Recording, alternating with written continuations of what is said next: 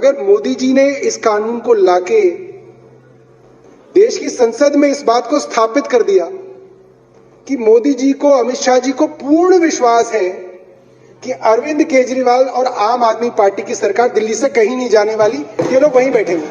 क्योंकि देखो, मोदी जी साधारण आदमी नहीं है, सही बता रहा हूं, ऐसा मत बोल। मैं गुजरात गया, एक भाजपाई से बात हो रही थी, मैं थोड़ी देर में समझ गया भाजपाई है। फिर मैंने बोला यहां पर लोग कोस बहुत रहे हैं नरेंद्र जी को, मोदी जी को काफी उल्टा सीधा बोल रहे हैं। मैं तो सोच रहा था गुजरात में इनकी बड़ी चलती होगी। तो देखो, आप भाजपाई को सोचो, भाजपाई आदमी सोचता कैसे? कहता भाई साहब, आपके घर में बुरा हो जाता है तो आप किसको कोसते हो? भगवान को।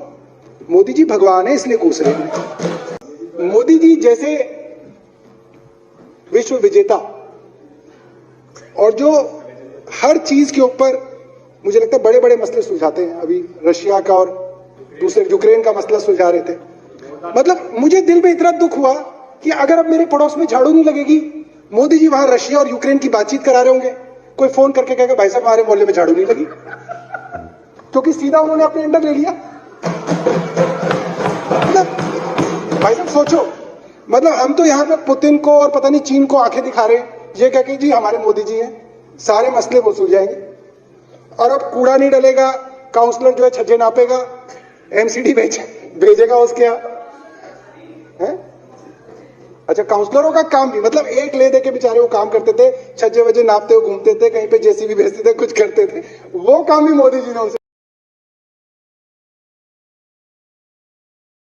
जो केंद्र सरकार आज कानून लेके आई है, लोकसभा के अंदर केंद्रीय गृह राज्य मंत्री ने और केंद्रीय गृह मंत्री ने ये बिल जो लोकसभा में रखा है, ये मुझे लगता है कि काफी पीछे ले जाने वाला कानून है। और हमसे ज्यादा ये हमारे भाजपा के मित्रों के लिए दुख की बात है, क्योंकि रामवीर विदुड़ी जी जिस तरह से हाउस के अंदर काम कर रहे हैं, विजेंद्र गुप्ता जी कर रहे हैं, बाकी 6 और भाजपा के साथी कर रहे हैं, ये मन में कहीं ना कहीं ये उम्मीद लगा के काम कर रहे होंगे कि 2025 में जब दिल्ली के अंदर चुनाव होगा, इनके कामों से प्रभावित होके, मोदी जी के कामों से प्रभावित होके दिल्ली की जनता इन्हें मौका देगी, ये सोचते होंगे।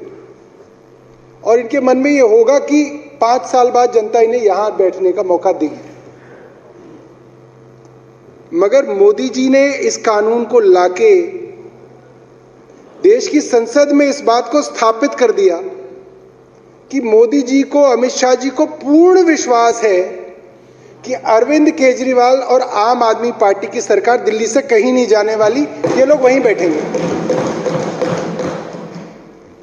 थोड़ा सा भी इनके ऊपर भरोसा होता, इनकी कैपेसिटी पे, इनकी कैपेबिलिटी पे, इनकी क्षमता पे भरोसा होता, तो वो कहते 2025 तक रुक जाओ, रामवीर विदुड़ी जी मेहनत कर रहे हैं, विजेंद्र जी लगे हुए हैं, अगली बार वो मुख्यमंत्री बनेंगे, क्या दिक्कत है, एमसीडी बढ़िया चलाएंगे।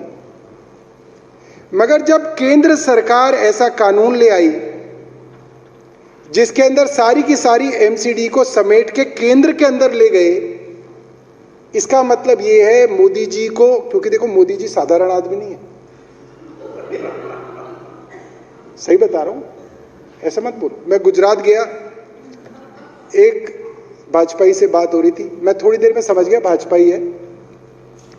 फिर मैंने बोला यहां पे लोग कोस बहुत रहे हैं नरेंद्र जी को, मोदी जी को काफी उल्टा सीधा बोल रहे हैं। मैं तो सोच रहा था गुजरात में इनकी बड़ी चलती होगी। तो देखो, आप भाजपाई को सोचो, भाजपाई आदमी सोचता कैसे? कहता भाई साहब, आपके घर में बुरा हो जाता है तो आप किसको कोसते हो? भगवान को। मोदी जी भगवान है इसलिए कोस रहे हैं। मैंने कहा जय हो भाई, तुम्हारा कुछ नहीं हो सकता।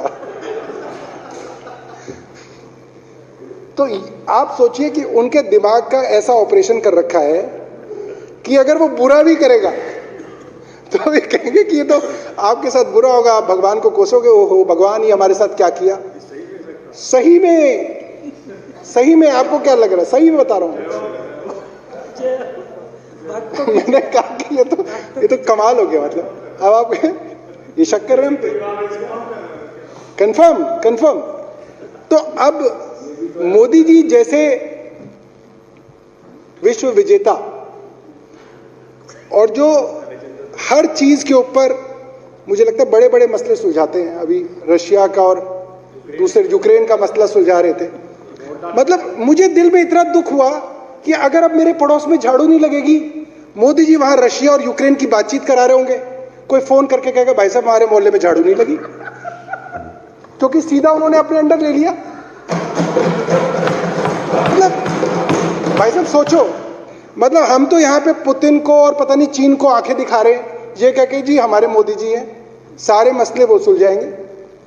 और अब कूड़ा नहीं डलेगा, काउंसलर जो है छज्जे नापेगा, एमसीडी भेजेगा उसके यहाँ है। अच्छा, काउंसलरों का काम भी, मतलब एक ले दे के बेचारे वो काम करते थे, छज्जे वज्जे नापते हुए घूमते थे, कहीं पे जेसीबी भेजते थे, कुछ करते थे, वो काम भी मोदी जी ने उनसे ले लिया। अब अभी देश कैसे चलेगा? और देश नहीं, ये संसार कैसे चलेगा? आप ये सोचो, ब्रह्मांड कैसे चलेगा प्रभु अगर एमसीडी में बिजी हो जाएंगे? तो ये काफी दुख की बात है। और जो रिफॉर्म्स की बात हम लोग कर रहे थे कि रिफॉर्म आने वाले, रिफॉर्म तो कोई है ही नहीं इसके अंदर। एक समस्या एमसीडी की हमेशा से रही है कि इनके पास पैसे नहीं है, इनके पास पैसे नहीं है, ये हमेशा कोसते रहते हैं हमारे पास पैसा नहीं है, हमारे पास पैसा नहीं। अब इन्होंने तीन जगह पैसा नहीं था, इन्होंने अभी कर दिया, तो अब पैसा कहां से आएगा ये नहीं बताया। और सोमनाथ जी, ये सबसे ज्यादा अन्याय हमसे हमारे साथ किया इन्होंने। थोड़ा बहुत पैसा मेरे मदनलाल जी, सोमनाथ भाई जो दक्षिण दिल्ली के विधायक हैं, आतिशी जी बैठी हैं, ये हमारे साथ ज्यादा अन्याय किया इन्होंने। प्रवीण भाई भी बैठे हैं। जितना थोड़ा बहुत रेवेन्यू आता था वो दक्षिण दिल्ली नगर निगम के अंदर आता था, क्योंकि वहां पे साउथ में तईराम जी भी हैं, हम लोग रखवाली भी करते थे, और हमारे यहाँ बड़ी बड़ी कॉलोनियां, वहां से प्रॉपर्टी टैक्स वगैरह आता था। अब ये कह रहे हैं कि जो साउथ की एमसीडी का पैसा है वो बांट देंगे हम ईस्ट और नॉर्थ के अंदर, तो पैसे की जो है वो जो कमी है वो हल हो जाएगी। कैसे हल हो जाएगी? मतलब बचा कुछ जो साउथ में थोड़ा बहुत अच्छा काम होता था आप उसको भी नहीं करोगे। आपको तो ये कहना चाहिए था कि भाई साउथ की हालत ठीक है, तुम अपना चलाते रहो, ईस्ट में हालात खराब है, ईस्ट में मोदी जी दे देंगे पैसा, नॉर्थ में हालात खराब है, नॉर्थ में मोदी जी पैसा दिया करेंगे, तो हालत अच्छी हो जाएगी। पैसे के बारे में तो जिक्र ही नहीं है उस पूरे के पूरे बिल में।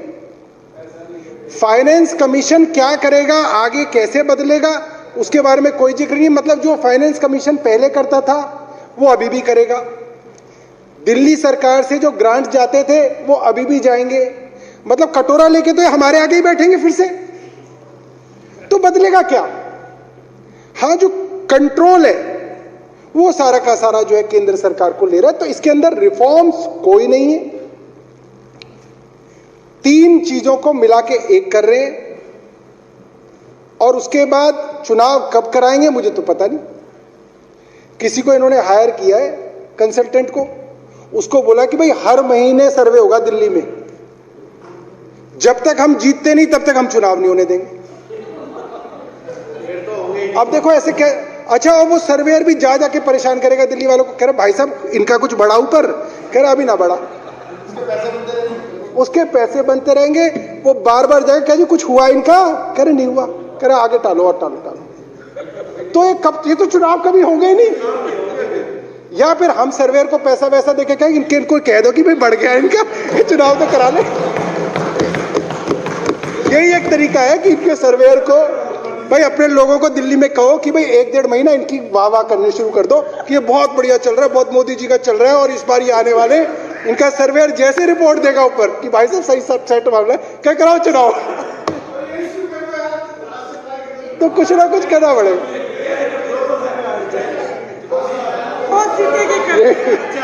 और भाई साहब मैं अच्छा एक बात बताऊं, पहले तो देखो, पहले वो सिरसा जी थे, वो गड़बड़ते हो कपिल वपिल, अब आप लोग ठीक आदमी हो मोर और लेस। मैं सच बता रहा हूँ, दिल से बता रहा हूँ। इससे भाई साहब आपका नुकसान ज्यादा होगा, और मैं बता रहा हूँ क्यों होगा।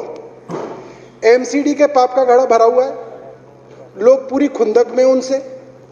अच्छा, आप जितनी देर तक उन्हें वोट देने का मौका नहीं दोगे, उनकी खुंदक और बढ़ती जाएगी। 2014 में भी यही हुआ था। 2014 में 14 फरवरी को हमारी सरकार गिर गई। आपका सर्वे खराब था, आपने बोला बाद में चुनाव कराएंगे। 1 महीना, 2 महीना, 6 महीना, 8 महीना, फिर दिनेश मोनिया जी से भी मुलाकात हुई थी, शेर सिंह डागर जी की। कहाँ गए दिनेश भाई? वो टीवी पे चला था। शेर सिंह डागर है हमारे यहाँ, शाहपुर जेट से ही है। वो दिनेश मोनिया जी से मिले, 5 करोड़ की बात हुई। इनके पास भी गए, रंजू मिनाज गए इनके पास, इनसे बात की। ये चलता रहा और सर्वे इनका खराब ही रहा। फिर जाके हम लोग सुप्रीम कोर्ट गए। सुप्रीम कोर्ट ने केंद्र को और चुनाव आयोग को आदेश दिया कि भाई आप चुनाव कराओ, और 2015 में चुनाव हुए। हमारा ग्राफ जो 28 सीट पे था वो बढ़ के भाई साहब 1 साल में 67 पे हो गया। तो आप इस उम्मीद में मत रहो कि लोग अपना मन बदलते हैं। लोग ना और ज्यादा ना भर जाते हैं। लोग कहते हैं अच्छा इनको बताएंगे। अब आपका नुकसान कैसे होगा भाई साहब?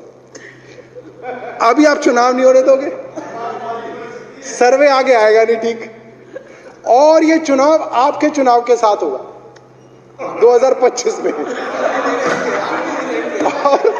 और आप सब भले मानुस हो, बढ़िया आदमी हो, उनके चक्कर में आप भी लपेटे जाओगे। यही होगा ये। तो आप भाइयों, आप सब बड़े भाई हो और भले आदमी हो, पक्की बात। ये मैं चुनाव इसके बाद भी कहूँगा, बढ़िया आदमी हो, अच्छे हो, अच्छी चर्चा चल रही है, मगर इनके चक्कर में आप लोगों का नुकसान होगा, ये गड़बड़। बहुत बहुत धन्यवाद।